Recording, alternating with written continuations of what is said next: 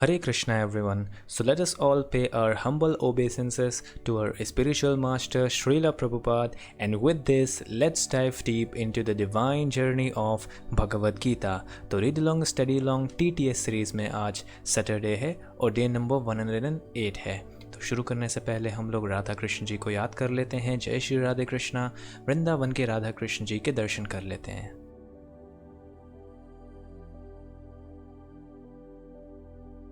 हाँ जी, तो हम लोग पढ़ रहे हैं चैप्टर 3 अध्याय 3 कर्मयोग। और कर्मयोग में आज हम लोगों को थर्ड चैप्टर का थर्ड श्लोक पढ़ना है, लेकिन बस रिवाइज करने के लिए हम लोग एक बार श्लोक नंबर 1 और 2 का केवल जो ट्रांसलेशन है वो एक बार रीड आउट कर लेते हैं। तो श्लोक नंबर 1 में अर्जुन जी ने कहा है, अर्जुन ने कहा, हे जनार्दन, हे केशव, यदि आप बुद्धि को सकाम कर्म से श्रेष्ठ समझते हैं तो फिर आप मुझे इस घोर युद्ध में क्यों लगाना चाहते हैं।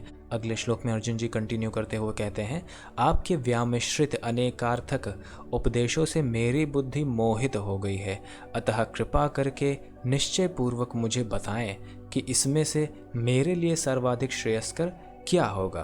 तो इसके जवाब में श्री भगवान बोलते हैं, श्री भगवान उवाच लोकेस्मिन् द्विविधा निष्ठा पुरा प्रोक्ता मया नघ ज्ञान योगेन सांख्यानाम कर्म योगेन योगिनाम।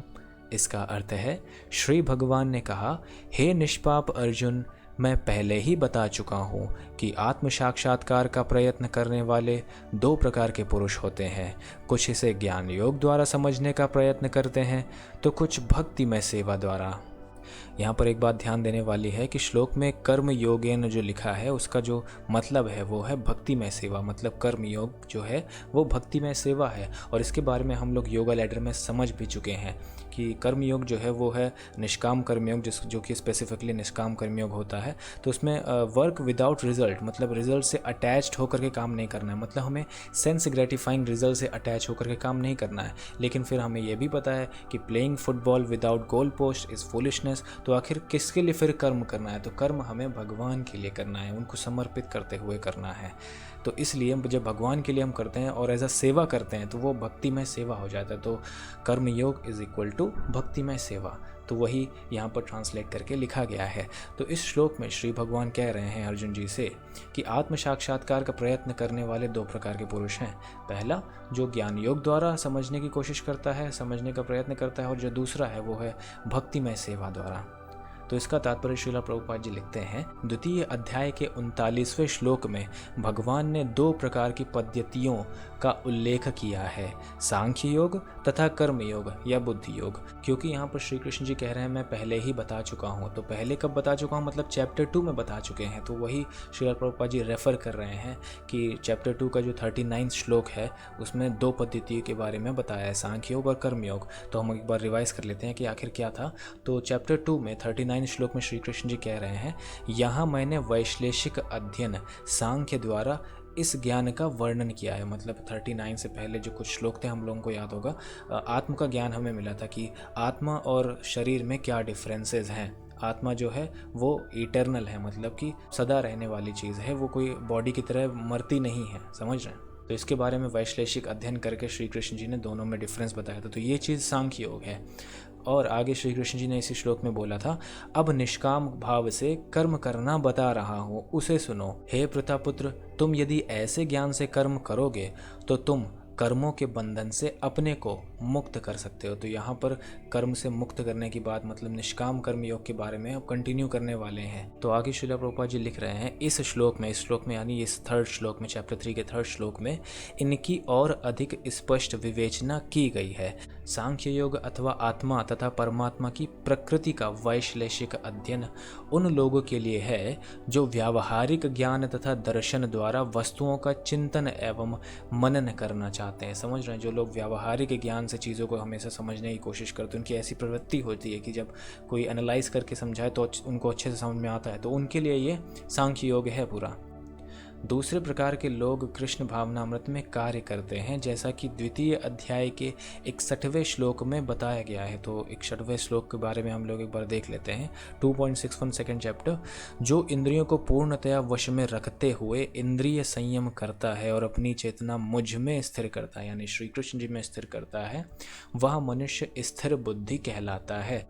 तो अभी इससे पहले जो श्लोक का रेफरेंस दिया गया था वो 39वें श्लोक का दिया गया था। तो उसमें श्री कृष्ण जी क्या कह रहे थे कि इससे पहले मैंने सांख्य योग के बारे में बताया है और अब निष्काम कर्म करने के बारे में बता रहा हूँ। तो मतलब उसके बाद की सारी चीज़ें निष्काम कर्म से रिलेटेड हैं और उसी में श्री कृष्ण जी बताया कि अपनी जो चेतना है मुझ में स्थिर करने की बात कही है। तो मतलब कर्म करना है तो कैसे करना है, निष्काम कैसे कर्म करना है, अपनी चेतना को भगवान में स्थिर करके कर्म करने की बात कही गई है। तो वो निष्काम कर्मयोग हो गया। तो वही बात श्रील प्रभुपाद जी यहाँ पर देखिए एक्सप्लेन कर रहे हैं। 39वें श्लोक में भी भगवान ने बताया है कि बुद्धि योग या कृष्ण भावनामृत के सिद्धांतों पर चलते हुए मनुष्य कर्म के बंधनों से छूट सकता है तथा इस पद्धति में कोई दोष नहीं है। 61वें श्लोक में इसी सिद्धांत को और अधिक स्पष्ट किया गया है कि बुद्धि योग पूर्णतया परब्रह्म विशेषतया कृष्ण पर आश्रित है, क्योंकि श्री कृष्ण जी ने क्या कहा, अपनी चेतना मुझ में स्थिर करो, मतलब श्री कृष्ण जी में स्थिर करो। तो श्री कृष्ण जी पर आश्रित है और इस प्रकार से समस्त इंद्रियों को सरलता से वश में किया जा सकता है। अतः दोनों प्रकार के योग धर्म तथा दर्शन के रूप में अन्योन्याश्रित है। मतलब सांख्य योग और कर्म योग दोनों ही एक दूसरे पर इंटरडिपेंडेंट हैं। किस वे में? धर्म और दर्शन के रूप में, समझ रहे हैं। धर्म रिलीजियन और दर्शन मतलब फिलॉसफी। तो ये अभी इंपॉर्टेंट टर्म आया, अभी हम एक्सप्लेन करने वाले हैं आपको। तो आगे की ये जो लाइन है ये बहुत ज़्यादा इंपॉर्टेंट है। इसको आप कोट की तरह समझ सकते हो, एक थॉट की तरह समझ सकते हो। दर्शन विहीन धर्म मात्र भावुकता या कभी कभी धर्मांधता है और धर्म विहीन दर्शन मानसिक उहापोह है। इसको इंग्लिश में हम कन्वर्ट करके अगर यहाँ लिखें तो देखिए, religion without philosophy is a sentiment और sometimes fanaticism, while philosophy without religion is mental speculation. ये एक बहुत अच्छी थॉट है। तो इस थॉट को समझने के लिए हम देख लेते हैं कि रिलीजन है और फिलॉसफी दो इंपॉर्टेंट वर्ड हैं। तो रिलीजन का मतलब क्या है, धर्म का मतलब क्या है? धर्म का मतलब स्पिरिचुअलिटी में जो हम करते हैं, व्हाट वी डू, जो भी एक्टिविटीज़ हम करते हैं वो चीज़। दर्शन क्या है? फिलॉसफी, मतलब उसके लिए जो हम करते हैं, आखिर करते क्यों हैं, वो चीज़ होती है फिलॉसफी। तो religion without philosophy is sentiment. मान लीजिए अगर जो भी हम धर्म कर रहे हैं, जो भी एक्टिविटीज़ कर रहे हैं, उसके पीछे अगर हमें पता ही नहीं है कि आखिर क्यों कर रहे हैं, तो वो केवल बस भावुकता ही हो गई, सेंटिमेंट हो गई और समटाइम्स फैनेटिसिज्म, धर्मांधता हो गई। इस बात को मैं एक रियल लाइफ एग्जांपल से समझाने की कोशिश आपको करता हूँ कि जो अभी CAA का प्रोटेस्ट हुआ था, ठीक है, जो फेक प्रोटेस्टर्स थे उनको यही नहीं पता था कि आखिर CAA है क्या, समझ रहे हैं। ये एक यहाँ पे मैंने एग्जांपल लिया है, एक बंदा है, देखिए वो पोस्टर सा लिया हुआ है, we the people reject CAA NRC। तो इसमें जो रिपोर्टर है, रिपोर्टर मैडम उनसे पूछ रही हैं कि आखिर आप यही बता दो, मतलब उनसे ये पूरा नहीं पूछा कि आखिर CAA है क्या, आप खाली बस यही बता दो, tell me the full form of CAA। तो उनका रिस्पॉन्स देखिए, वो पहले अपना जो भी चार्ट वगैरह था उसको देख रहे थे और फिर देख रहे थे क्या ये जो CAA कहीं लिखा है, कहीं इसका जो फुल फॉर्म है लिखा तो नहीं, तो वो देख रहे थे। तो उनको पता नहीं था। तो देखिए, C का मतलब कम्युनल बोल रहे हैं, बल्कि सिटीजनशिप होता है, लेकिन वो क्या बोल रहे हैं, कम्युनल बोल रहे हैं। तो उनको पता ही नहीं है कि वो क्या कर रहे हैं। तो ये वही वाली बात हो गई कि religion without philosophy is a sentiment, भावुकता हो गई। उन्हें पता नहीं है कि वो क्यों कर रहे हैं, बस किए जा रहे हैं।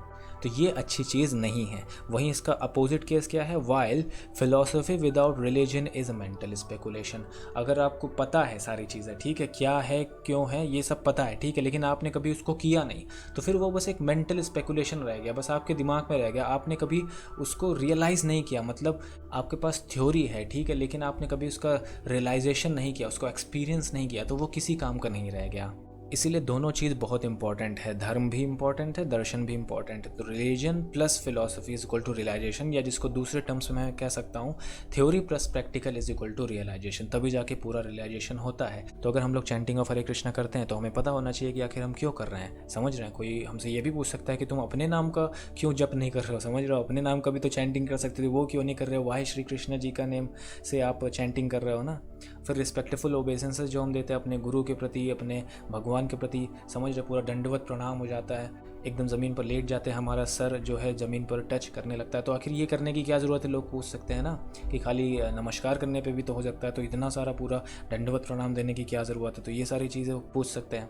उसी तरह बहुत सारी चीज़ें होती हैं, समझ रहे हैं। अगर उसका हमें रीज़न नहीं पता है तो वो बस सेंटिमेंटल हो जाता है, बस समझ रहे हैं, भावुकता जैसी चीज़ हो जाती है, लेकिन फिर वो उसका कोई मीनिंग नहीं रह जाता है ज़्यादा हमारी लाइफ में, समझ रहे हैं। तो हमें पूरी बात पता होनी चाहिए रिलीजन क्या है और फिलॉसफी क्या है, तभी जा करके हम उस पर विश्वास कर पाएंगे और दूसरे लोगों को समझा भी पाएंगे, और फिर जा करके हम एक सच्चे भक्त बनेंगे, समझ रहे हैं। तो आगे श्रील प्रभुपाद जी लिखते हैं, अंतिम लक्ष्य तो श्री कृष्ण हैं, क्योंकि जो दार्शनिक जन परम सत्य की खोज करते रहते हैं वे अंततः कृष्ण भावनामृत को प्राप्त होते हैं।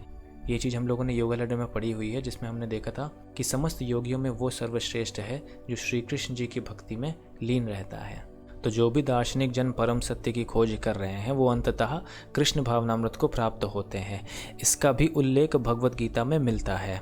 संपूर्ण पद्धति का उद्देश्य परमात्मा के संबंध में अपनी वास्तविक स्थिति को समझ लेना है। आपको याद आ रहा होगा, हम लोगों ने 15th चैप्टर का 15th श्लोक जब रेफर किया था तो उसमें हमने देखा था कि वेदों का उद्देश्य क्या है, कि श्री भगवान को जानना और साथ में ये भी जानना कि हम उनके अंश हैं, जो कि 15th चैप्टर के 7th श्लोक में है। तो संपूर्ण पद्धति का उद्देश्य बस यही है।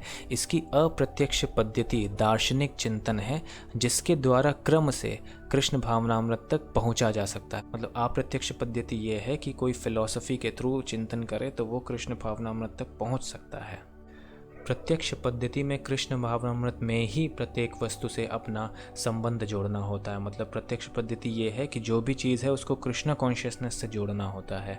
इन दोनों में से कृष्ण भावनामृत का मार्ग श्रेष्ठ है, क्योंकि इसमें दार्शनिक पद्धति द्वारा इंद्रियों को विमल नहीं करना होता है। इन दोनों में कृष्ण कॉन्शियसनेस क्यों सर्वश्रेष्ठ है, पहले तो ये बात हम समझ लेते हैं, जो भी हमने पहले पढ़ा था कि रिलीजन और फिलोसफी वाली। तो कृष्ण कॉन्शियसनेस में, क्योंकि रिलीजन होता है कि हम जो भी कार्य करते हैं वो कर्मयोग के बेस पे करते हैं, और साथ में हम लोग इसमें जो दर्शन की बात है, मतलब फिलॉसफी की जो बात है, इसमें भगवत गीता पर बेस्ड होते हैं प्रिंसिपल्स। हमारे जो भी लाइफ हम लोग जीते हैं वो भगवत गीता पे जीते हैं। हमारा जो ज्ञान है वो श्रीमद् भागवतम पे बेस्ड होता है। तो कृष्णा कॉन्शियसनेस में ये दोनों चीज़ें इन्वॉल्व्ड हैं। और साथ में यहाँ पर ये बात की जा रही है कि हमारी जो सेंस ग्रेटिफाइंग डिज़ायर्स होती हैं उसको ख़त्म करने के लिए कोई दार्शनिक पद्धति का इस्तेमाल नहीं करते हैं। हम लोग निष्काम कर्मयोग करते हैं, मतलब जो भी कार्य करते हैं वो श्री कृष्ण जी की सेवा के लिए करते हैं। तो उससे खुद ही इंद्रियां शुद्ध हो जाती हैं, और जो भी सेंस ग्रेटिफाइंग डिज़ायर्स होती हैं वो ख़त्म हो जाती हैं। तो वही आगे श्रील प्रभुपाद जी लिखते हैं कि कृष्ण भावनामृत स्वयं ही शुद्ध करने वाली प्रक्रिया है और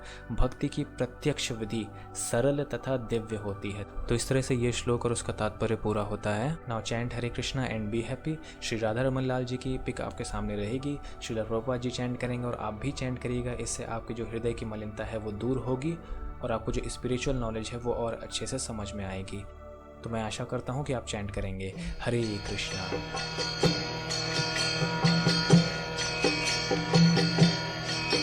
हरे कृष्णा कृष्ण कृष्ण हरे हरे, हरे राम राम राम हरे हरे। हरे कृष्ण कृष्ण कृष्ण